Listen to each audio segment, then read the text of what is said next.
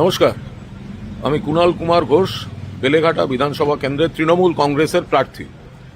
তো কাল যে ক্ষুদিরাম অনুশীলন কেন্দ্রে এই কাউকে না জানিয়ে স্ট্রং রুম খোলার যে অভিযোগ হয়েছিল, তার পরিপ্রেক্ষিতে আজ শনিবার সকালে আমি এসেছি।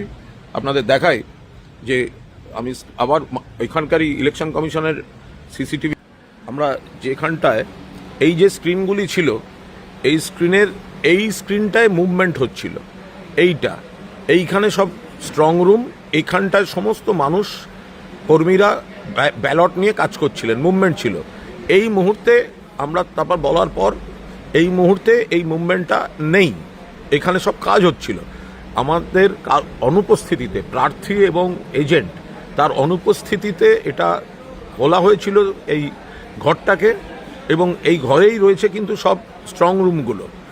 ফলে এইখানটাতে কাজ হচ্ছিল, আমরা এইটাতে আপত্তি করেছিলাম যে কেন আমাদের না জানিয়ে জিনিসটা হবে, বা আমাদের অনুপস্থিতিতে যদি মেলই পাঠিয়ে থাকেন তাহলে মেল দেখালে ঢুকতে দিচ্ছেন না কেন।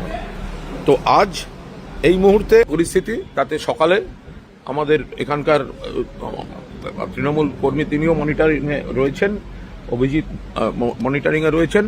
আমি যথাসম্ভব দেখে যতখানি বৈধভাবে যাওয়া যায়, সেন্ট্রাল ফোর্স রয়েছেন, ইলেকশন কমিশনের অফিসাররা রয়েছেন, আমরা একবার নজরদারি করলাম। আমাদের সব প্রার্থী, মাননীয় মুখ্যমন্ত্রীর নির্দেশ, সব প্রার্থী এবং এজেন্টকে এইভাবে একদম বারবার সর্বক্ষণের একটা মনিটরিং আর বারবার ভিজিট এটা রাখতে হবে।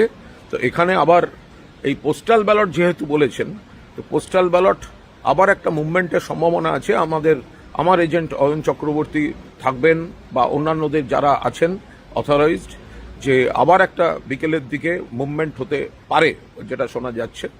তো ফলে সেগুলো আমরা কড়াভাবে নজর রাখবো। কিন্তু এসব করে তৃণমূলকে কিছু করা যাবে না। তৃণমূল জিতছে এবং মমতা বন্দ্যোপাধ্যায় বিপুল গরিষ্ঠতা নিয়ে ফিরে আসছেন। আমরা শুধু পাহারা দেওয়ার কর্তব্যটা পালন করছি, প্রতিবাদ করছি। যেখানে ফাঁক থাকছে ওরা ফাঁক রাখছেন। তো ফলে সেই জন্য বিজেপির একটু চিড়বিড় করছে, সে আর কিছু করার নেই। আমরা আমাদের কর্তব্য পালন করছি।